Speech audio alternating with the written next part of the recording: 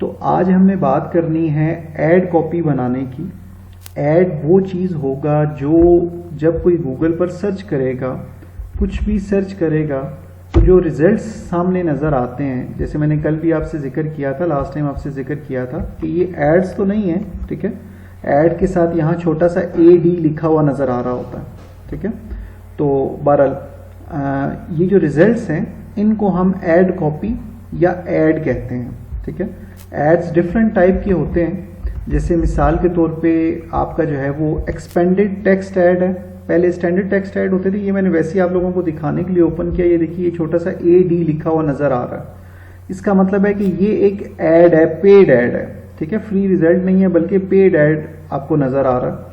तो इस तरह के एड्स हमने बनाने, ठीक है, इनको हम ऐड कॉपीज कहते हैं। मैं बता रहा था कि आपके पास स्टैंडर्ड एड्स हुआ करते थे, फिर एक्सपेंडेड टेक्स्ट एड्स हो गए। आज मैं गूगल एड्स अकाउंट देख रहा था तो उसमें एक्सटेंडेड सर्च ऐड भी मुझे नज़र नहीं आया, बल्कि रिस्पॉन्सिव सर्च ऐड ही नज़र आया।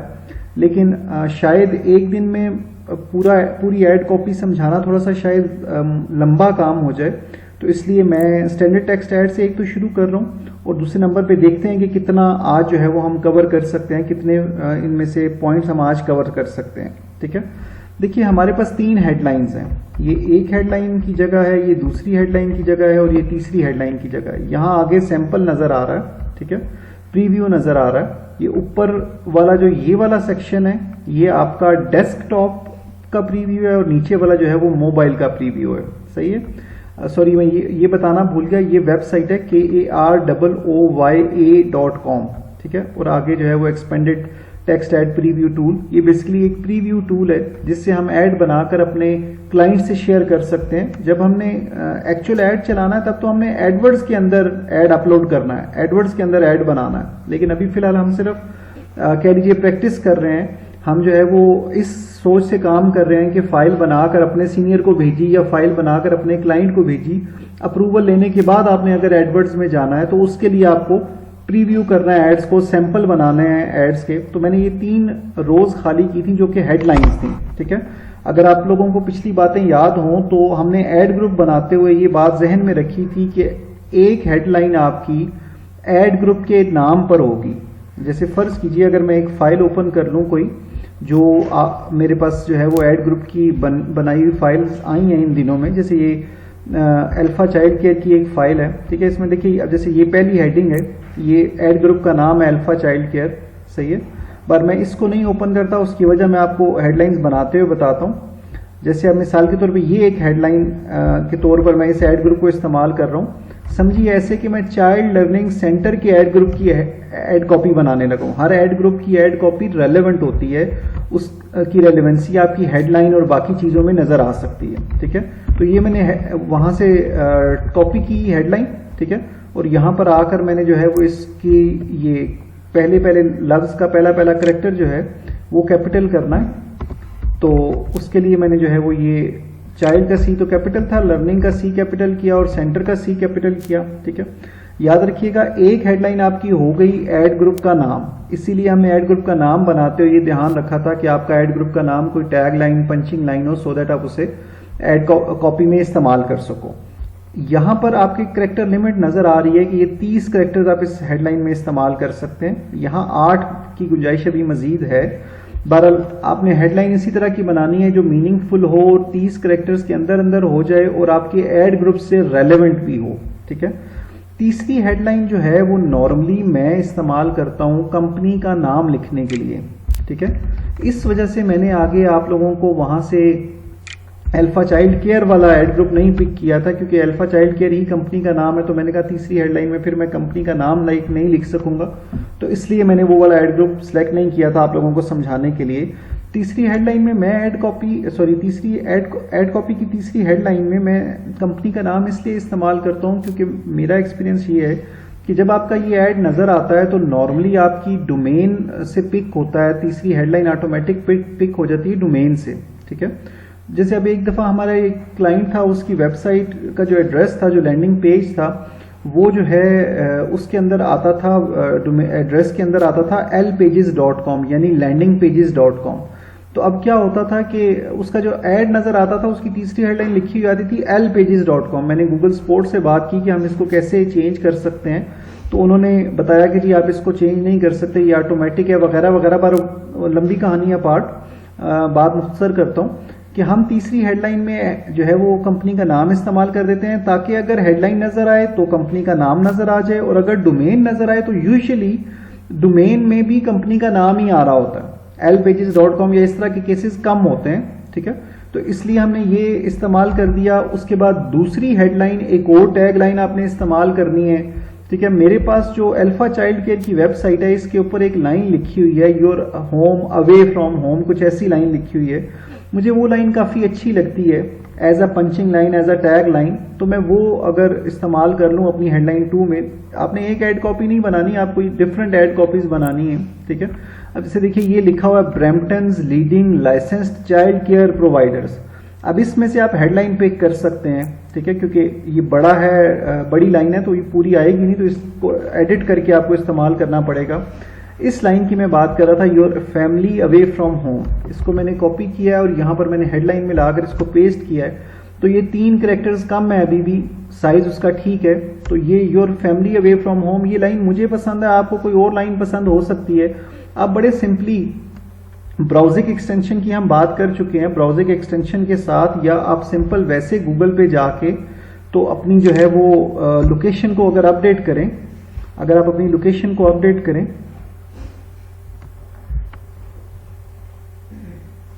अच्छा मैं बता रहा था कि अगर आप अपनी लोकेशन को अपडेट करें, ब्राउजिंग से भी आप अपनी वर्चुअल लोकेशन चेंज कर सकते हैं। यहाँ आप सेटिंग्स में आए, सर्च सेटिंग्स में आए, और उसके बाद यहाँ पर अगर आप अपनी लोकेशन को अपडेट कर दें, ये रीजन्स नीचे दिए हुए हैं, ठीक है। जैसे फर्ज कीजिए आप जर्मनी के रिजल्ट्स देखना चाहते हैं, या अमेरिका के रिजल्ट्स देखना चाहते हैं, या फर्ज कीजिए दुबई के देखना चाहते हैं। मैं इंग्लैंड सेलेक्ट करके मैंने सेव कर दिया, ठीक है, इसे ओके कर दिया। अब ये नीचे अगर आप देखें तो आपको यूनाइटेड किंगडम नजर आ रहा है। रिजल्ट्स शायद उतने 100% करेक्ट ना हो, लेकिन अगर अब आप फर्ज कीजिए इसको सर्च कर लेते हैं, your family away from home, आपको कुछ रिजल्ट्स नजर आ रहे हैं। अब लेट्स सपोज आपको मिसाल देता हूं कि आपको ये वाली हेडलाइन पसंद आती है, तो आप अपनी यही वाली हेडलाइन आप अपनी ऐड कॉपी में भी इस्तेमाल कर सकते हैं। बेसिकली आपने इस तरीके से टैगलाइन को सर्च नहीं करना, बल्कि जो कीवर्ड्स आप अपने प्रोजेक्ट के लिए इस्तेमाल कर रहे हैं, आपने वो कीवर्ड सर्च करके मुख्तलिफ जगहों पे आपने अब रिजल्ट्स देखने हैं कि आपको रिजल्ट्स में क्या चीज नजर आ रही है। उसमें से जो लाइन आपको पसंद आएगी वो असूलन दूसरे बंदे को भी पसंद आनी चाहिए। एक तरीका ये हो सकता है आपकी ऐड कॉपी बनाने के लिहाज से। दूसरा तरीका ये हो सकता है कि आप जो है वो खुद से कुछ सोच के कोई ऐसी लाइन जो इस्तेमाल करें। आप लोगों ने एड्स देखे होंगे टीवी पर, जो एड्स आते हैं, जैसे मिसाल के तौर पे यू फोन तुम ही तो हो। अब ये जो तुम ही तो हो लाइन है, ये ऑब्वियसली किसी ना किसी ने सोची होगी। इसी तरह जो यहाँ एड्स में आपको दिखा रहा हूँ वो भी जब किसी ने बनाए होंगे तो सोचे होंगे, ठीक है। आपको सबसे ज्यादा मटेरियल तो उस वेबसाइट पर डायरेक्टली खुद मिल जाता है, ठीक है। अब जैसे अगर आप इस वेबसाइट को यहां से पढ़ना शुरू करेंगे तो इसके अंदर से ही आपको टैग लाइन्स मिल जाएंगी। और ये याद रखिएगा कि जो आपका लैंडिंग पेज होगा, लैंडिंग पेज से मुराद वो पेज जब ऐड पर क्लिक होगा तो जो पेज खुलेगा वो आपका लैंडिंग पेज होगा। और उस लैंडिंग पेज के ऊपर जो टेक्स्ट लिखा हुआ हो, अगर वो आपकी ऐड कॉपी के अंदर इस्तेमाल हो रहा होगा तो वो सबसे अच्छी बात होगी, ठीक है। तो ये हमने हेडलाइंस को समझा कि हेडलाइंस हमने कैसे लिखनी है। फाइनल यूआरएल की हमने बात कर ली। अब फर्ज कीजिए अब अल्फा चाइल्ड केयर है वेबसाइट, एक तो मेन वेबसाइट है, लेकिन मैं सपोज करता हूं कि यहां पर लर्निंग के लिए अलग पेज है। मिसाल के तौर पर ये वाला जो पेज है, हालांकि ये नहीं है, लेकिन फर्ज कीजिए ये लर्निंग के लिए अलग पेज है। जैसे यहां प्रोग्राम्स का पेज है, फर्ज कीजिए आपने प्रोग्राम्स के लिए कोई ऐड ग्रुप बनाया है, ठीक है, अल्फा चाइल्ड केयर के प्रोग्राम्स के लिए कोई ऐड ग्रुप बनाया है, तो फिर उसका फाइनल यूआरएल भी आपको ये वाला इस्तेमाल करना है, यानी alphachildcare.ca/programs, ठीक है। सो दैट जब आपका जो है वो बंदा जो यूजर होगा बेसिकली, वो जब ऐड पर क्लिक करेगा तो वो रेलेवेंट पेज पर डायरेक्ट चला जाए, ठीक है। एक तो उससे आसानी होगी, तो उसका आपका जो है वो क्लाइंट बनने का इम्कान बढ़ जाएगा। दूसरा, उसको पेज ढूंढना नहीं पड़ेगा कि उसकी मुतलका चीज कहां पर है, ठीक है। तो बहरहाल चाहे अब ये वाला तो चाइल्ड लर्निंग सेंटर है, तो असूलन अगर इस वेबसाइट पर कोई लर्निंग का पेज अलग से मौजूद है तो वो होना चाहिए। वैसे मैंने रफली किया, जनरली काम किया, लेकिन इसमें ही मुझे लग रहा है कि प्रोग्राम्स वाला पेज ही आपको जो है वो लर्निंग के लिहाज से भी बता रहा है कि बेसिकली ये लोग क्या क्या ऑफर कर रहे हैं। तो फिर मेरे ख्याल से इस एड ग्रुप के लिहाज से भी यही फाइनल यूआरएल सूटेबल बनती है। बहरहाल वो वेबसाइट एनालिसिस जब आप करते हो तो आपको पता होता है कि कौन कौन सा पेज आपकी वेबसाइट पे मौजूद है और किस एड ग्रुप में कौन सा जो है वो क्लिक होने के बाद कौन सा पेज खुलना चाहिए।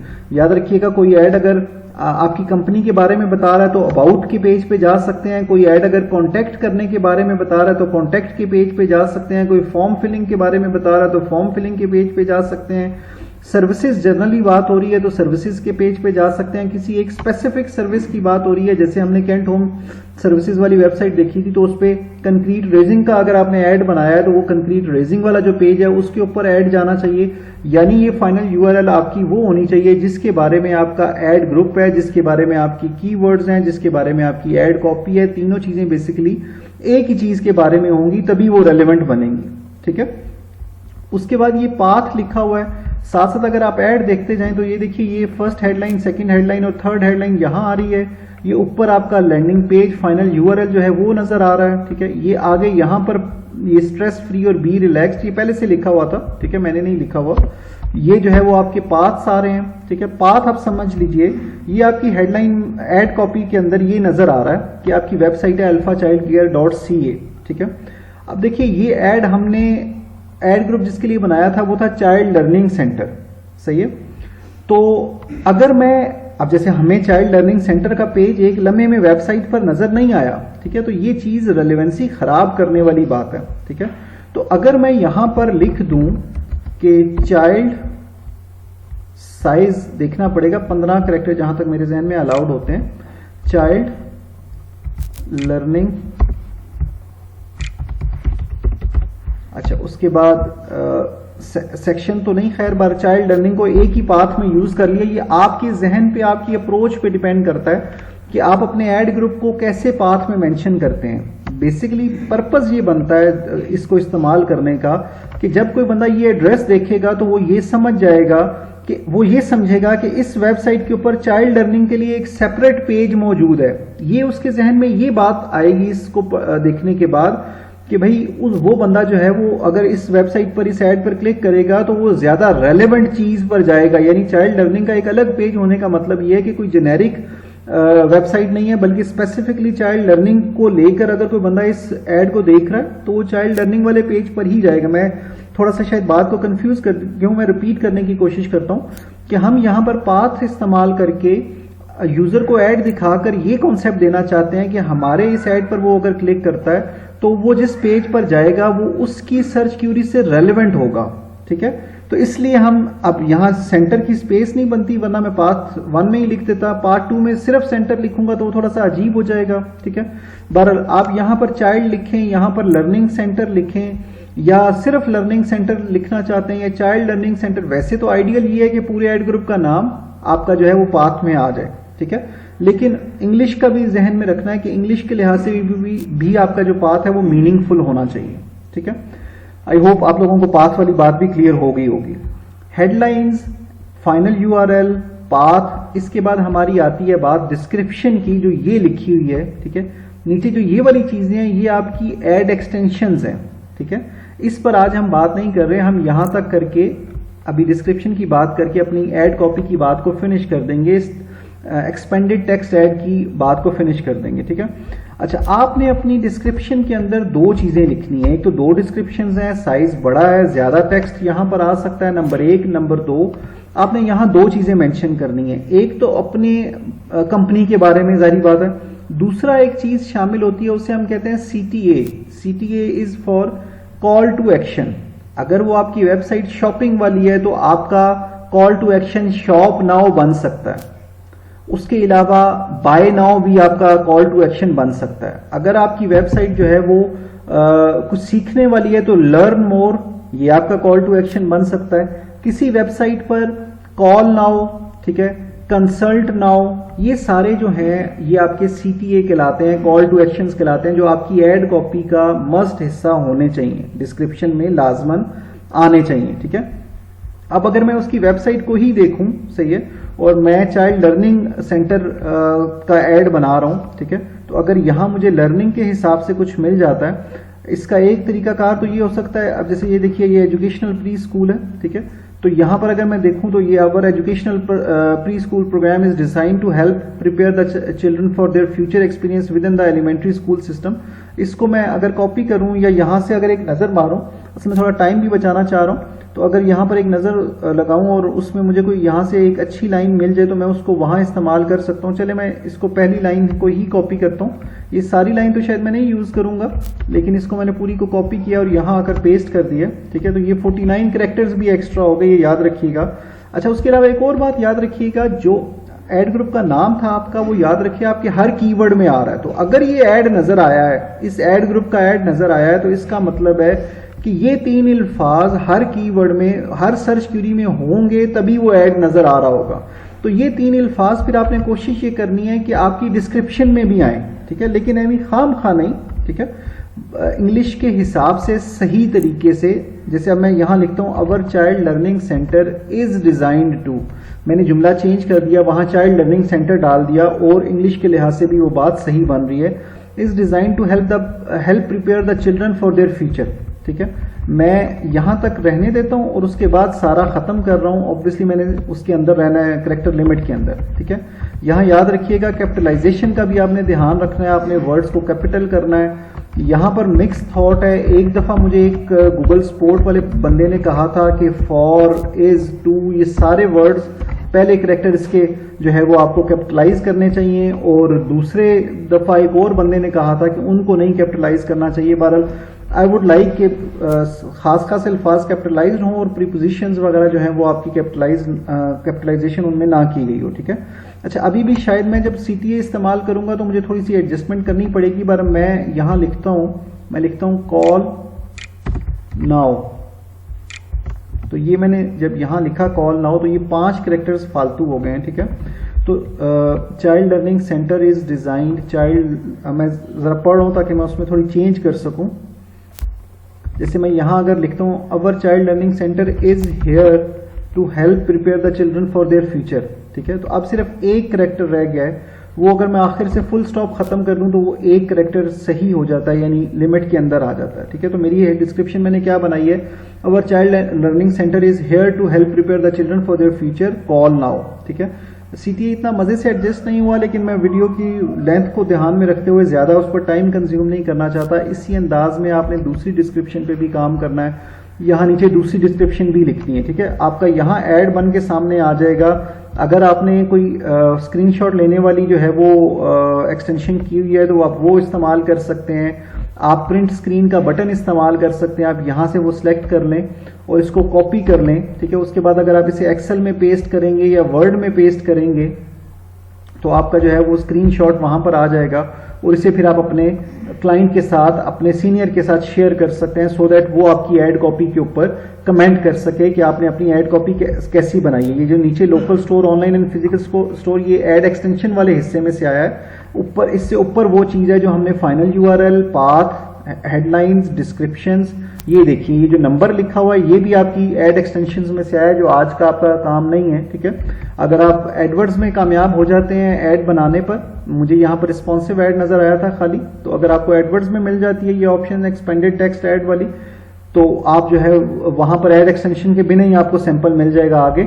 अगर यहाँ मैं दिखाऊं आपको तो ये देखिए नीचे ये सैंपल बना हुआ है, ठीक है। इसमें आपको यहाँ पे नंबर नजर नहीं आ रहा, सही है। नंबर आप देंगे ऐड एक्सटेंशन के तौर पे यूज करेंगे तो वो नजर आएगा, वरना नहीं नजर आएगा, ठीक है।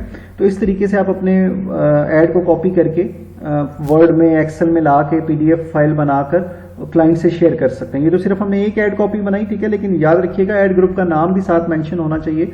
तो अगर आप यहाँ पर एक्सेल फाइल के अंदर ही यहाँ पेस्ट करें, या मिसाल के तौर पर आप इस ऐड ग्रुप वाले कॉलम को कॉपी करके यहाँ एक नई शीट में पेस्ट कर दें, ठीक है, और उसके बाद जो वो आपका ऐड ग्रुप है जिसके लिए आपने जो है वो ऐड बनाया है, उसके आगे अपने उस ऐड के उसको डिज़ाइन को यहाँ आप कॉपी कर लें इसको दोबारा से और यहाँ पेस्ट कर दें, ठीक है। तो इस तरीके से भी आप अपने चीज़ को क्लाइंट तक शेयर कर सकते हैं, पहुँचा सकते हैं, ठीक है। बहरहाल अंदाजे बयां जो आप इस्तेमाल करना चाहें, जितना बेहतर तरीके से इस्तेमाल करना चाहें, ठीक है, वो आप लोगों के लिए बेहतर रहेगा।